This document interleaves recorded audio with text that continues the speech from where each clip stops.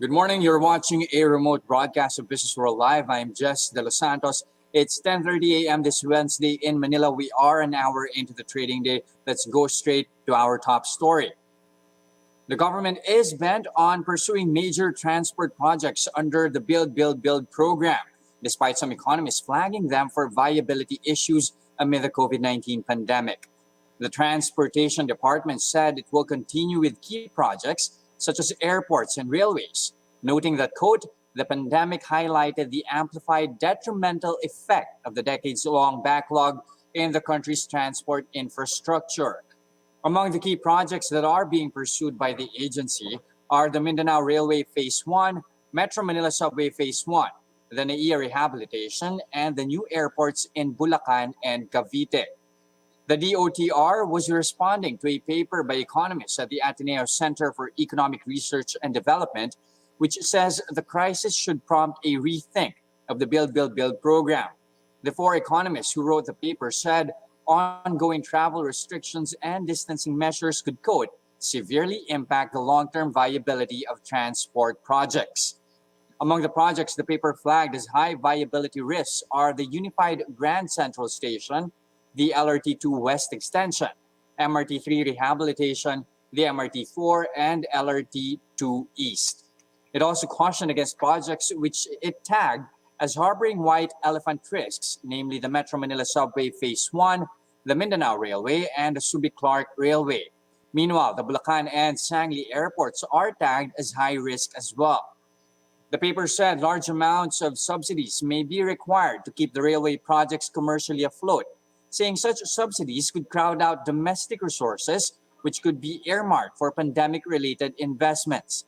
But the DOTr says the projects had gone through what it describes as a robust, multi-level, and multi-agency review process.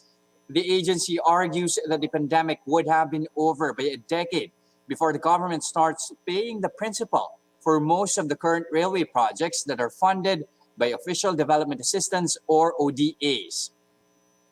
But the DOTr says it is now studying the possibility of shifting national budget or ODA-funded projects to public-private partnerships, noting that it shall adhere to the guidance of economic managers on the availability of fiscal space.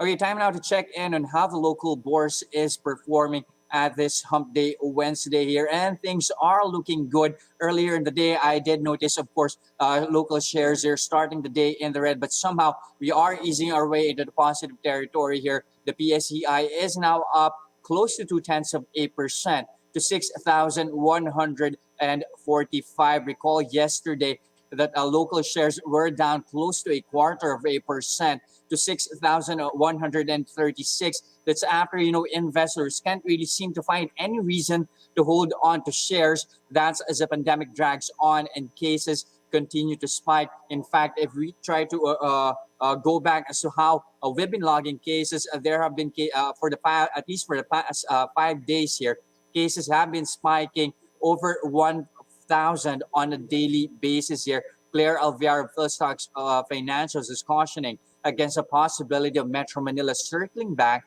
to stricter lockdown measures should cases continue to increase. Now, Chris Mangad of AAA Securities as well is alluding to that lackluster performance in yesterday's trade due to low trading volumes here, alluding to the fact that there's little action as the market remains boring with more left wanting and business improvements here. But apart from waiting on what new measures will be in place in the country, all eyes will be on the President's State of the Nation address that is, of course, happening on a Monday, July 27. Lots really hanging on what the President will be saying, at least on his address. But for now, let's try to check in on how specific stocks here are performing. You have Ayala Land. It is up 1.5% here. Recall, of course, we are all awaiting for that expected listing date of Ayala's REITs here. And so far, the stock is gaining some momentum here. It is up 1.5%. Metro Pacific, likewise, is also in the green, inching higher by 1.5%. Semirara, likewise, not far behind, up 1.4%. Mega Road, also, as you can see here, is up 0.9%. We have more developments from the property player, but before we proceed to that, let's try to check in on some of those stocks which are in the negative territory. ICTSI here, the worst performer so far, edging lower at 2.7%, as well as Bloomberry and Jollibee also in the negative territory so far.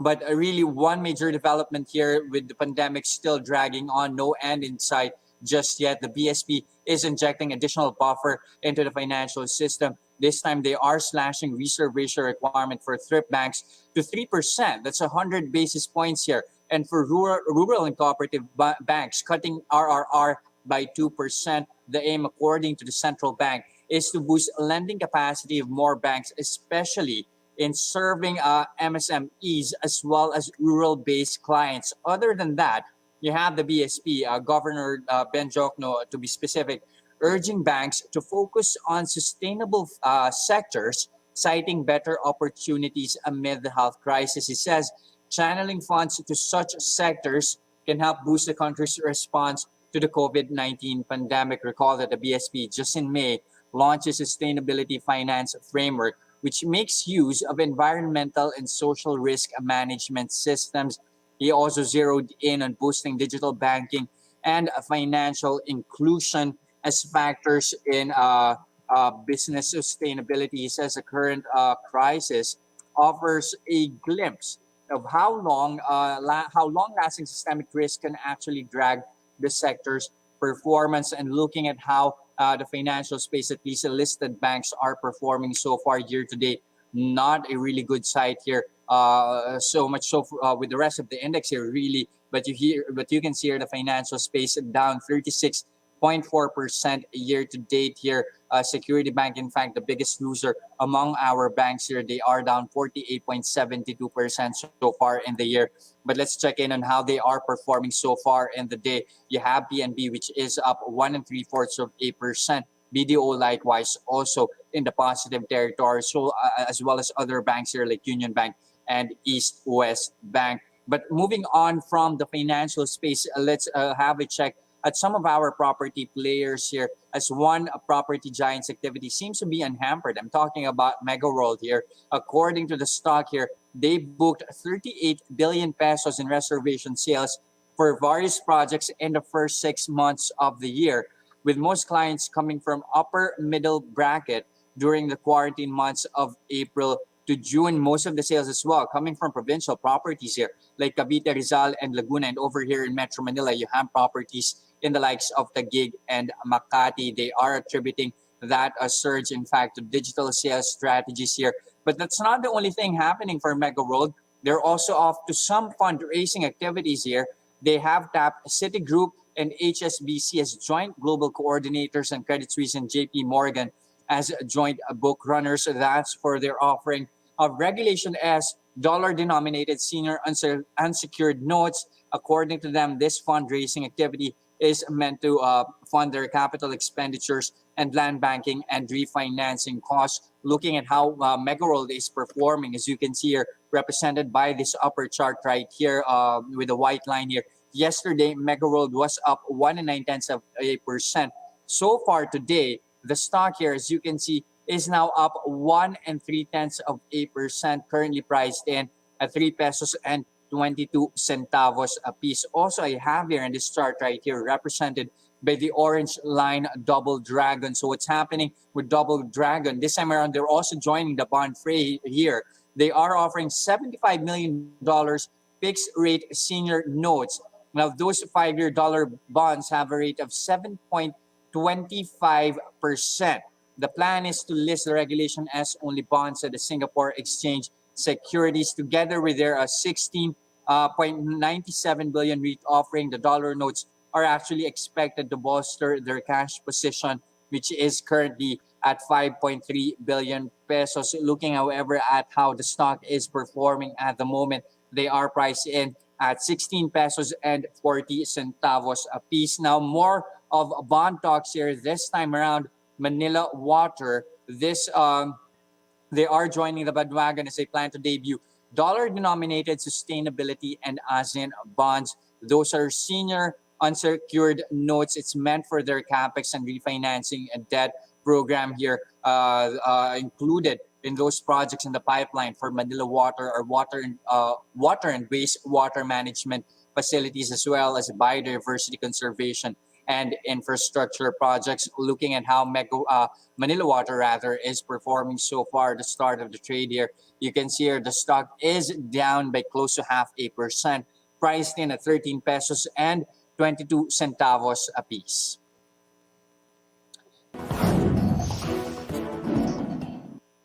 Now, here are other stories we're watching this morning. More than half of the companies in the Philippines are not sure if they can recover from the ongoing crisis. This is what the ADB and the Finance Department found after doing a survey on the impact of COVID-19 on enterprises in May. 51% of companies are uncertain if they can recover, while 30% said they may need at least 6 months to bounce back. Less than 19% of firms surveyed were optimistic that they can fully recover within 3 months after ECQ. The ADB and the DOF are expected to publish complete results of the survey within the month. Now, moving on to other stories, the government has sold more than 250 billion pesos in 5-year retail treasury bonds 4 days into the offer period. This already exceeded the new money raised in February amid strong demand for state debt. National Treasurer Rosalia De Leon said the government already raised more than 250 billion pesos via the 5-year RTBs, which carry a coupon rate of 2.6%. The retail bonds will be issued on August 12 and will mature on August 12, 2025. The Treasury is not setting a target volume for this offer, as small investors seek out low-risk assets during these volatile times. The public offer period is set to run until August 7 unless closed earlier. And lastly, the government is set to regulate online sellers of sin products. Hence, unregistered sellers of tobacco products and alcohol will be banned from participating in the market. The Health Department and the FDA believe that registration is necessary to ensure the health and safety of consumers. Registered businesses are also expected to validate if buyers of sin products are indeed over 18 years old. The DOH and the FDA will work together with the Finance and Trade Departments for this initiative. On top of this, Finance Chief Sonny Dominguez plans to step up efforts to crack down on cigarette smuggling. This as higher excise taxes on tobacco products are seen to increase illicit trade.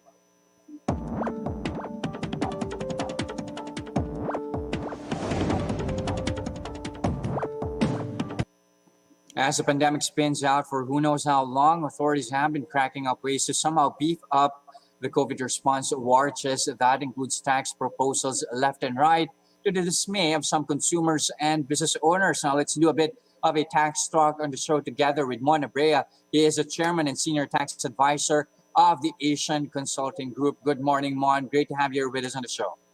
Good morning, Jess, and thank you for having me.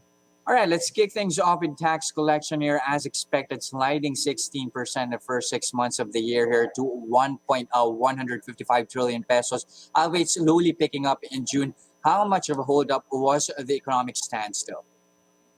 Well, honestly, we really need to expedite the passing of the economic stimulus package because everyone is like on a handstill. They're all waiting how the government will really assist them and whether investments will really flow in given the uncertainties in the policies and programs of the government.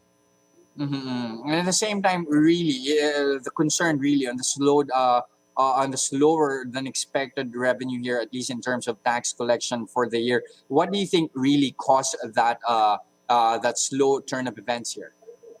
Well, unfortunately, the lockdown happened during the filing season. That is supposed to be the peak of collection of the BIR, but due to the extension, collection was down by more than 60%. And even if the June collection pick up, it is still not enough to recover the supposed collection from 2019 annual income taxes.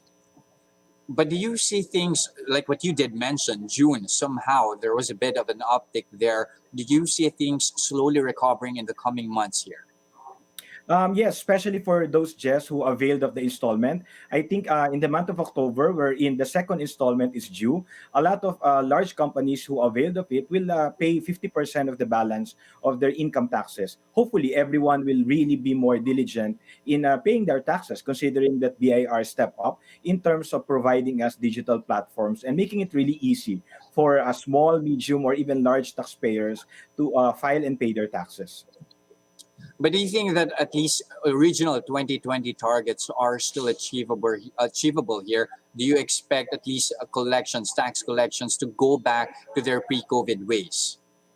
Again, Jess, if the government will not, especially the lawmakers, will not pass the economic stimulus package, including the lowering of corporate income tax, which unfortunately some of our economists are not seeing the wisdom behind lowering of our corporate from 30 to 25% immediately, I honestly don't think it will be enough for us to recover or bounce back right away, because most of the companies, especially SMEs, really are in dire need. Some of them are already shutting down. A lot of employees are losing their jobs, and it's not enough that we extend loans. On top of the priority, hope definitely is to improve healthcare system, but without the economic stimulus package and the create bill, the lowering of corporate income tax, I honestly don't think companies on their own will be able to bounce back given the uncertainty of the pandemic.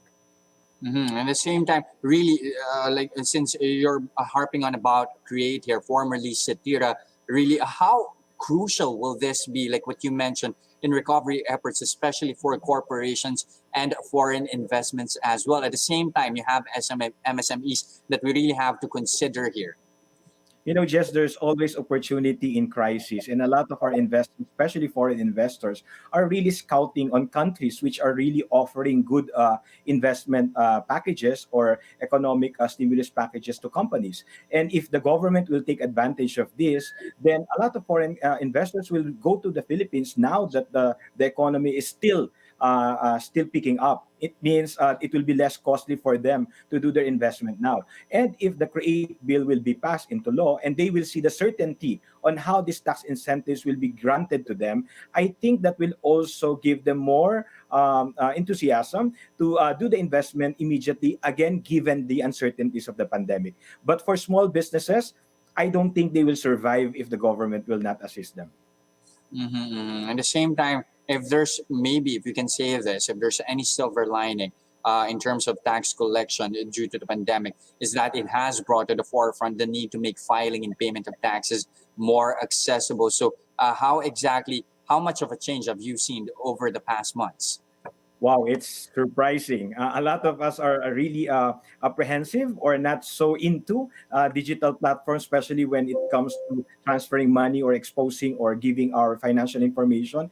But due to the constraint of the lockdown, according to DOF, 77%, imagine just 77% of collections were through all these digital platforms, from mobile apps to all this online payment scheme, whether Land Bank, DBP, Paymaya, GCash. So I think there's no problem with the intention of taxpayers paying, as long as the government will really make it easy for them. But another silver lining, Jess, is really the boom of online seller, or all these digital platforms that are really getting traction or a lot of revenues. And I hope, again, the government, especially our lawmakers, will be proactive instead of just regulating them, to make sure that we also assist the small online sellers and really collect taxes from the big financial technology or companies, especially those registered abroad. And since we'll talk about that later on, but when talking about e-payment, at least when it comes to taxes here, do you think there's still some technological and infrastructure challenges here? Yes, internet. Honestly, it's surprising that we're all talking about digital transformation, but even the Senate encountered disruption in their hearing due to internet disconnection. So I honestly think it's an urgent concern that both the lawmakers and the executive branch do something about our internet, because it's not stable and it's very costly, especially for small players. imagine they're using their own data, and or if they do Zoom meetings and all of a sudden they will be is out because they were disconnected. So disruption will happen every now and then. We need a more stable and affordable internet. And then, like what you mentioned earlier as well, one industry that's been seeing an uptick amid the crisis, as expected, e-commerce, and this time tax agencies seem to be zeroing in on them to pony up taxes here. What's your take on this? What's a good and a bad here? Again, probably the messaging that in a way threatened the small online sellers. But in fairness, especially for DTI, their concern is consumer protection. Just it's hard to buy online if you don't know who the sellers are or where they can be found in case you want to return the goods. So quality, the cost, the price, they will be uncertain because they are not registered. But in terms of collection, I honestly think we need to pass the digital taxation law, wherein we will be dealing with Facebook, Google, Amazon, the big tech companies, rather than just running after our online sellers. Especially, most of them are not even earning above 250,000 pesos.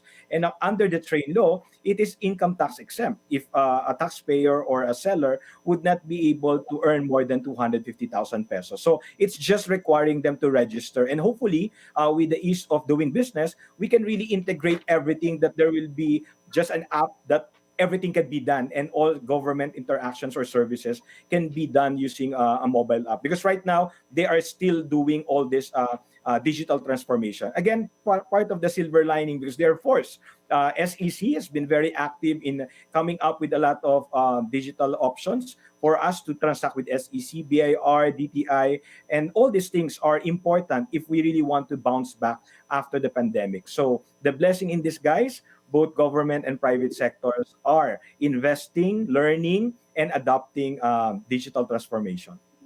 But at the same time, also, what do you think are the safeguards necessary to be put in place here in order to protect small online players when it comes to this regularization, or at least regulation efforts by authorities? Number one, I think the RMC 60-2020 issued by BIR provided the lifting or waiver of penalties if they register until end of this month. But I think there should really be a tax holiday for all those who will be remiss or will have a difficulty in complying or dealing with their tax obligations given the pandemic. Again, more than providing a loan, we need our government to help us, and that we need to feel the security that the government will not just put us to jail, but because we are trying our best, we will be given assistance or tax holidays or tax relief, so that we'll be able to bounce back, especially the small online sellers. A lot of them just started using this as a discarte, just a means to go by to make sure that they will have food on the table. It's not really a formal business for a lot of them. Even just preparing merienda or lunch in a box, offering it in the neighborhood. I honestly think DTI is correct that if it is a livelihood or sort of survival, we should not tax them. We should not even run after them.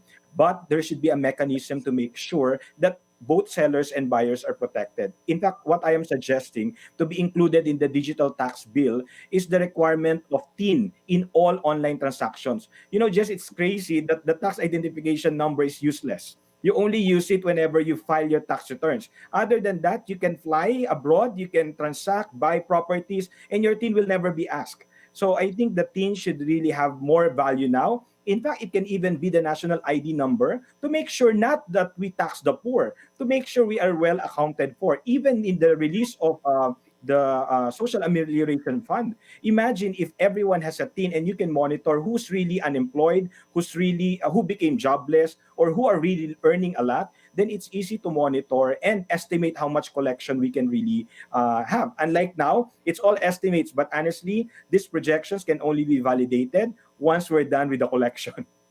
But at the same time, do you think that all these regulatory activities is going to discourage online activity, especially in the trade of goods? Well, for some, yes, it really happened already that they got threatened. But just remember, there are a lot of them who are earning millions. Even the YouTubers, those who are in social media, they're earning a lot of money. And I think it's but fair that they will be regulated or that they will register.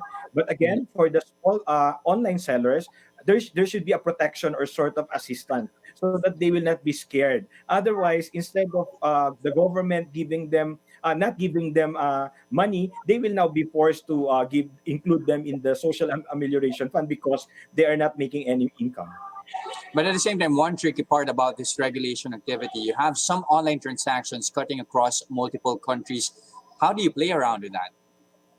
I think that's the importance of the Internet Transaction Act, which is now being deliberated as well in Congress.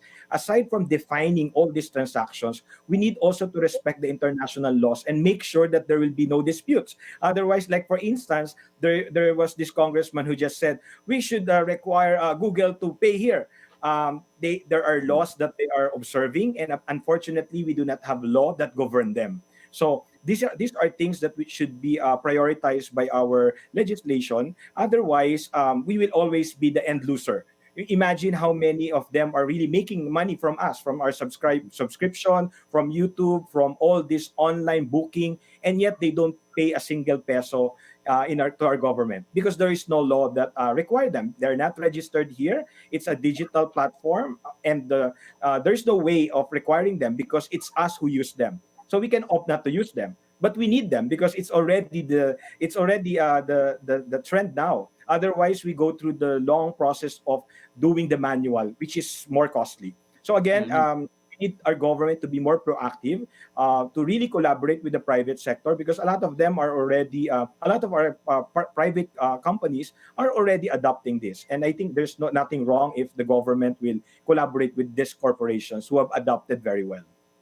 Now, also, other than the digital economy, authorities are also after sin tax as well. There's now the junk food tax proposal. Is this a good idea at this stage when there are still low hanging fruits, such as a sin tax not yet being fully implemented? Add to that, low income families being more dependent on junk food consumption.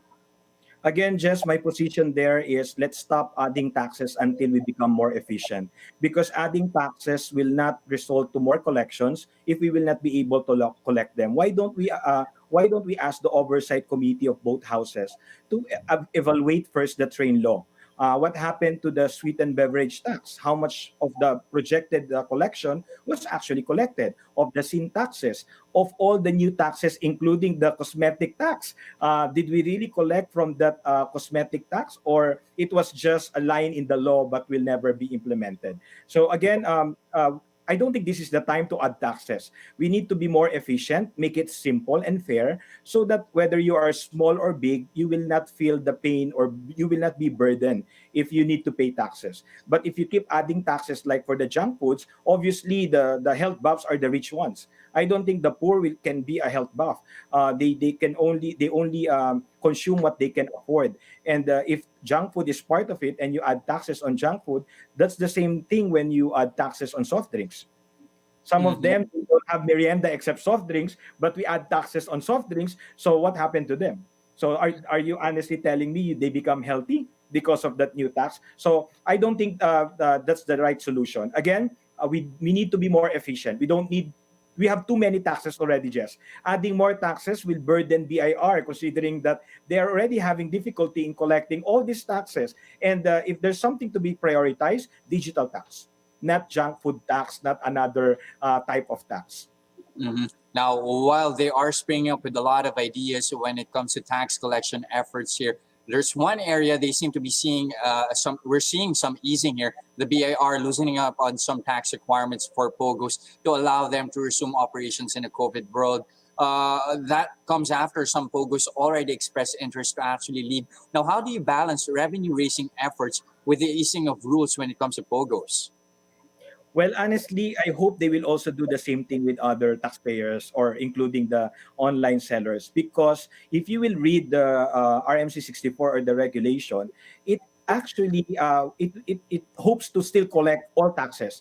The ease of requirement doesn't mean not collecting taxes. So let's not get it wrong. BIR is simply allowing the POGOs to really come out in the open and declare everything, including the fees and the franchise taxes that they have paid already and the tax arrears that they need to pay to the government. So having this the relaxing of requirement is just a way to get them on board. But I hope, as I have said, the same will also be extended to other industries, because Pogo is honestly right now, it's like a virus to a lot of Filipinos. Whenever they hear it, it's like it's always being favored, and it's another branch of China, etc. So I hope we will also feel that the government is really taking care of us, and in case we make mistakes, or in case there are difficulties in complying, that we will be assisted rather than just being penalized. Same the All way right. they are moving to Pogo. It's really just about leveling the playing field, at least when it comes to POGOs and local companies as well. Thank you very much for your insights, Mon Abrea, Chairman and Senior Tax Advisor over at the Asian Consulting Group. Thank you, sir.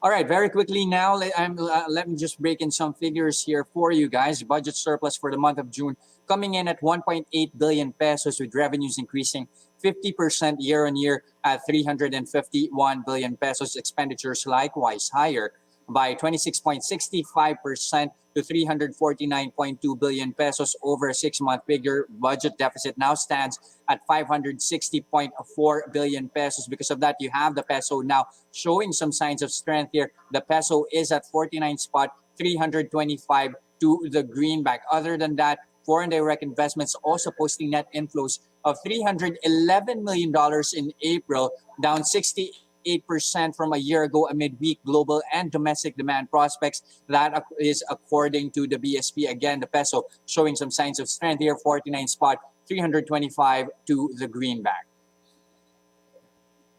And that's a first look into the business day this Wednesday, July 22, 2020. Catch us again tomorrow at 10:30 a.m. I'm Jes Delos Santos. We are One News.